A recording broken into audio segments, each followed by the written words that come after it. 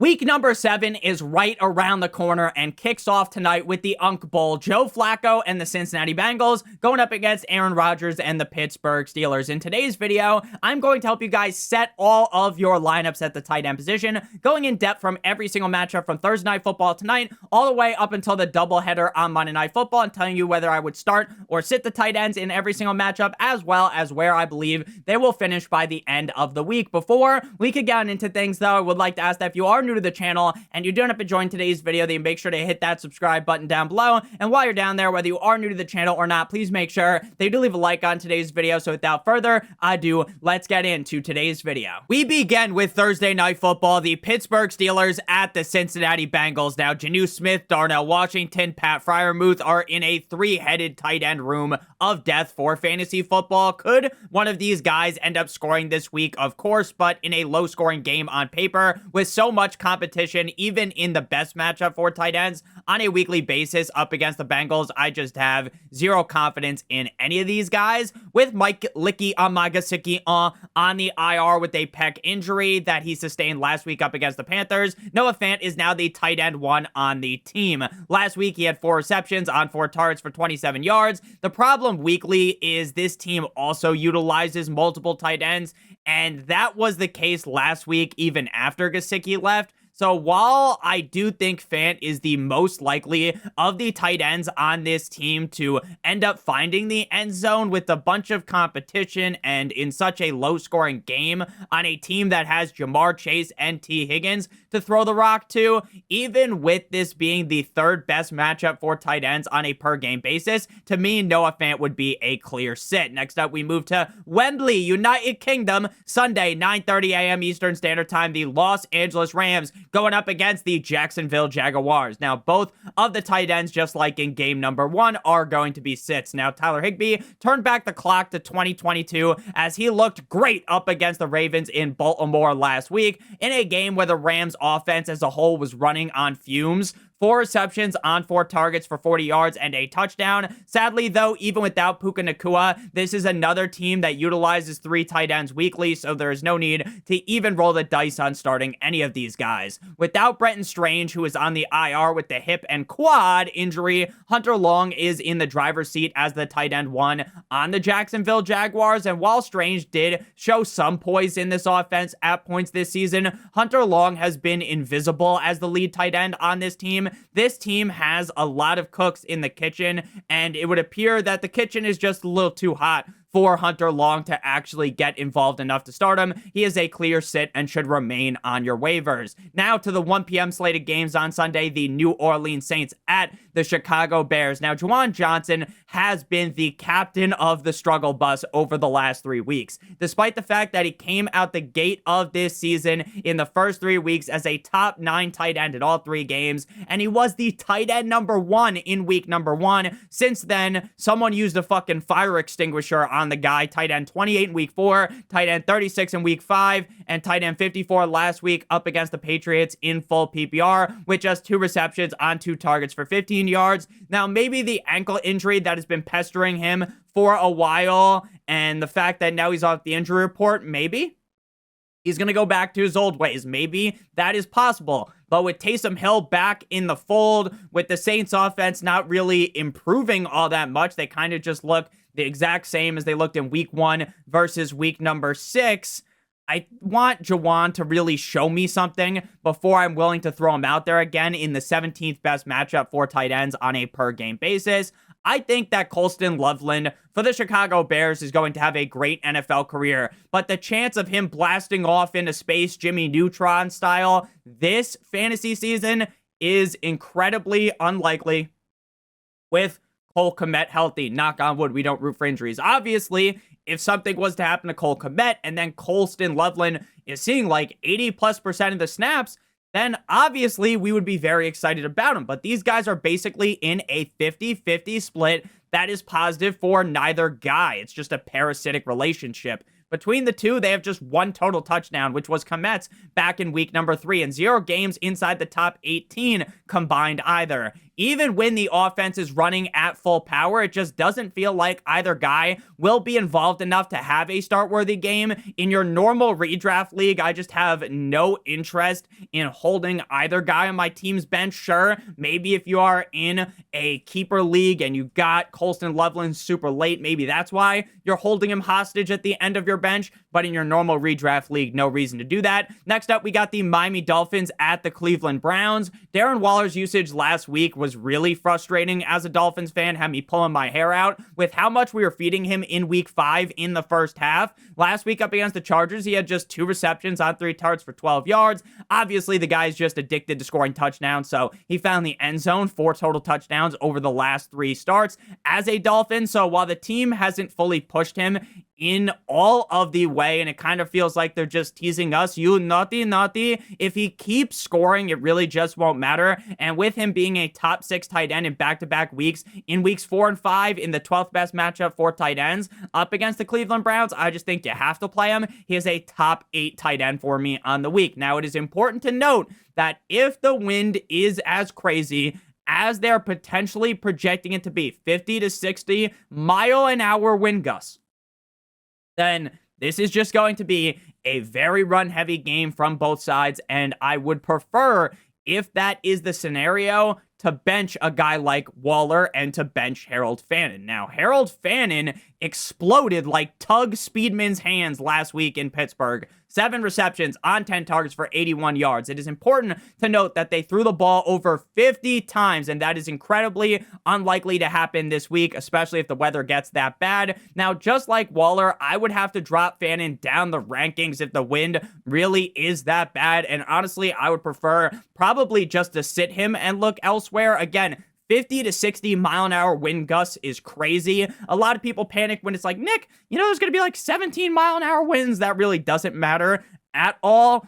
But 50 to 60 mile an hour winds, I mean, I'm not a fucking weatherman, but that doesn't sound very good, obviously. And I know it's not very good from watching games like this in the past. Now, I don't necessarily trust the weather a few days out, so I'm not going to guarantee that this will be the case. But if we are sitting there on Sunday on the live stream, make sure you guys are subscribed so you can watch the Sunday morning live stream, and they're like, yeah, it's fucking raining sideways, you see this weather, it's going crazy, there's wind left and right going bananas, then obviously we don't want to be starting Fannin or Waller. But if it is relatively normal wind, I got Fannin as a top 10 tight end, especially if Njoku misses with the knee injury. If Njoku is in and it isn't as windy, he would be in the tight end 2 range. Next up, we move to the Las Vegas Raiders going up against the Kansas City Chiefs. Now, Brock Bowers wasn't practicing on Wednesday with a knee injury after missing the last 2 weeks. I feel like the team is just making him fully recover before they risk his health fully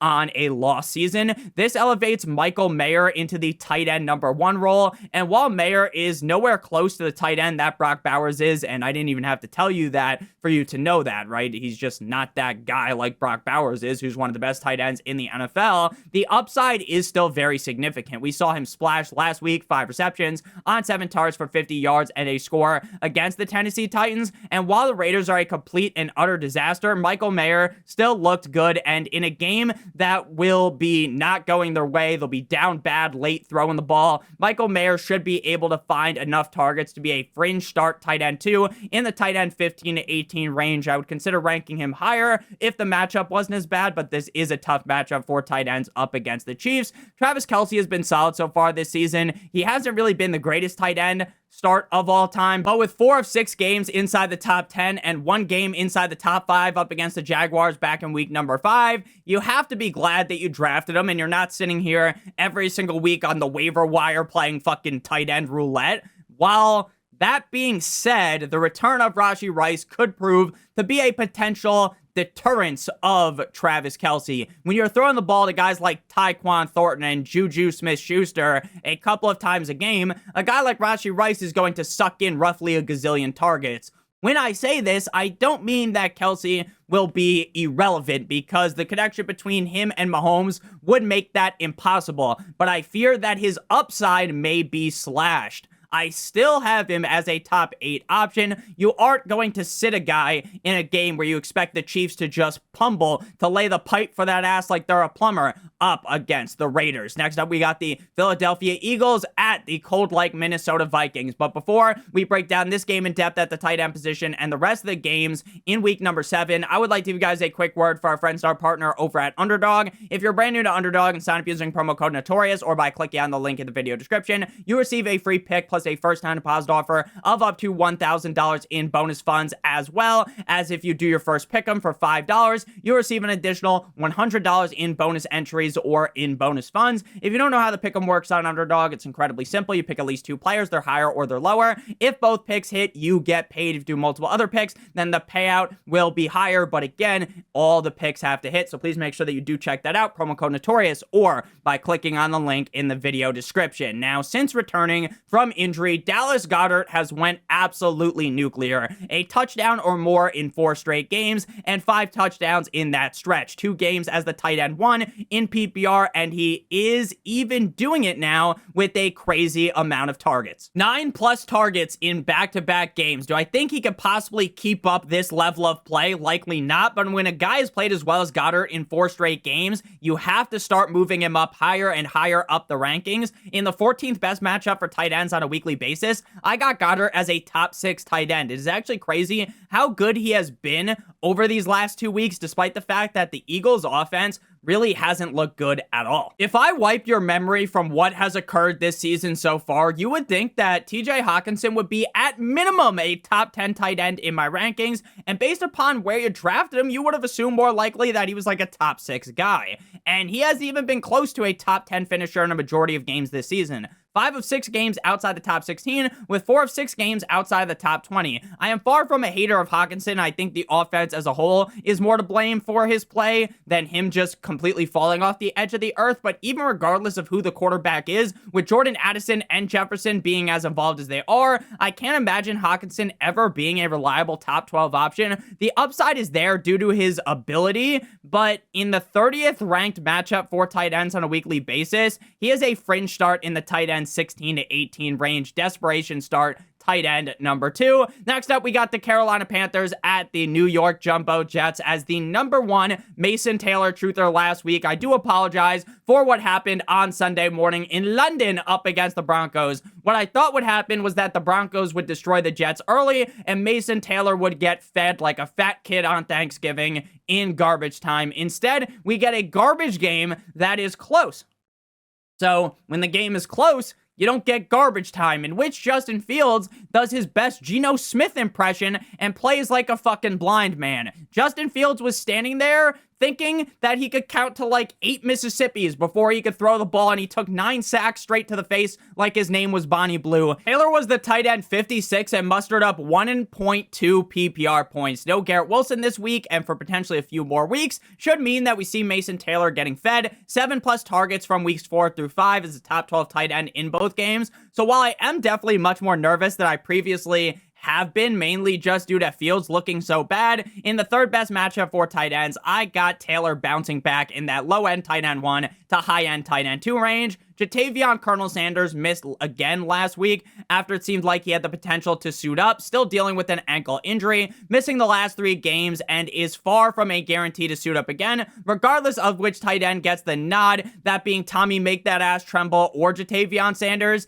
Neither guy would be in the start-worthy range. I like what I've seen out of the Panthers recently, but Bryce Young just doesn't seem to be that much of a tight end enjoyer, so I would just sit him. Next up, we got the New England Patriots at the Tennessee Titans, the return game for Mike Vrabel. Hunter Henry has been all over the place this season, reaching the highest of highs as the tight end 1 back in week number 3 up against the Steelers, and reaching the lowest of lows, scoring 1.9 PPR points a week prior in Miami. Over the last 2 games, Hunter Henry has been on ice like a bucket of beer that costs way too much money at the bar. Last week, out up against the Saints in a game where the Patriots offense was on a certified heater, he had just 3 receptions on 3 targets for 27 yards. With how good the Patriots offense looks and with the highs that Henry has reached this season, you certainly can play him, but with the 24th best matchup for tight ends on a weekly basis, he is a high-end tight end 2 for me. Chig Okonkwo had his second best game of the season last week in Viva Las Vegas up against the Raiders with 6 receptions on 6 targets for 46 yards. Now we are in a different scenario, though. The head coach has been fired, and Mike McCoy has taken over. Can this bring the turning of the ship of this offense? Maybe, but with how bad Cam Ward has looked, and with Chig not having a single game of over 12 fantasy points, I am not going to magically start him with everything going through changes right now, even in, like, Big Mouth, even in the 9th best matchup for tight ends. Next up, we move to the 4 p.m. slate with the New York Football Giants at the Denver Broncos. Revenge game for Evan Ingram.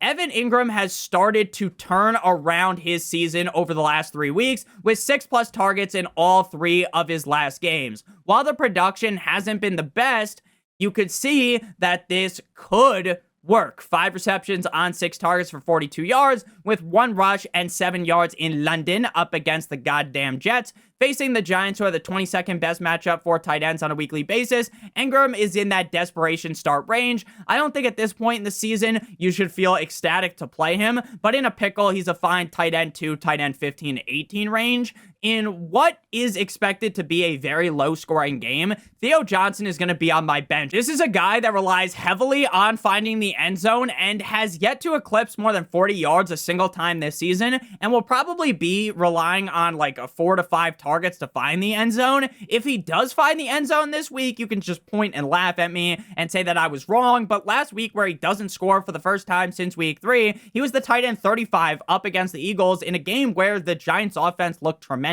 with 2 receptions on 4 targets for 27 yards. So in one of the worst matchups for the tight ends, to me, Theo Johnson would be a sit. Next up, we got the "This is our Colts, this is our team, we bleed blue" at the Los Angeles Chargers. In the battle of the high-end tight ends last week, Trey McBride and the Cardinals took on the Indianapolis Colts and Tyler Warren at home in Indy. Both guys ended up showing out. Tyler Warren looked better than Justin Herbert's girlfriend at the Victoria's Secret fashion show the other day. 6 receptions on 9 targets for 63 yards and a touchdown. 3 straight games now with a touchdown for Warren, and 5 of 6 games inside the top 12. We saw Darren Waller find the end zone up against this defense last week, and while the matchup on paper may be rough due to the fact that the matchups have been soft, in my opinion, for the tight ends, so while Warren is on fire, I love his chances of finishing inside the top 4 this week at tight end, and that is exactly where I have him ranked.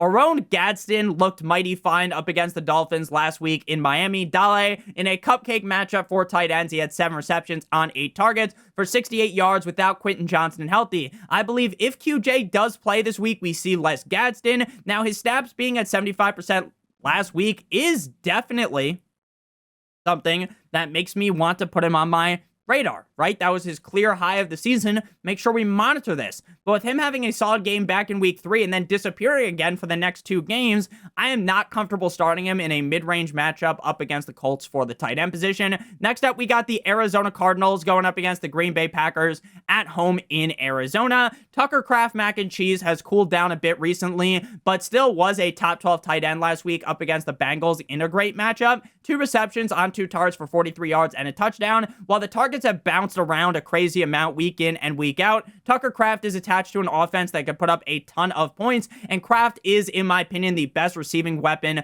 for the team inside of the red zone. And with a great matchup yet again, with the Cardinals allowing the 7th most points to tight ends on a per game basis, Tucker Kraft is a locked and loaded top 4 option. Even without Kyler Murray and with Jacoby Brissett under center last week in Indy, Trey McBride had a Thanksgiving level feast. 8 receptions on 11 targets for 72 yards, and by God, the man scored a touchdown. Every time Trey McBride scores, I pinch myself just to make sure that I'm not dreaming. 5 of 6 games this season inside the top 12, and 3 of 6 games inside the top 6, which is exactly what you drafted him to do. Against the Packers defense that allows the 4th most points on a per game basis to the tight end position, I feel great about Trey McBride this week, just like every week as a top 4 option. He is my tight end numero uno on the week. Next up, we got the left hands up. Who are we? The Commanders at the Dallas Cowboys. Cowboys. Zach Ertz was down astronomical from weeks 3 to 5 after coming out the gate of the season looking strong. Then last week, by the grace of the fantasy gods, he was the tight end 5 up against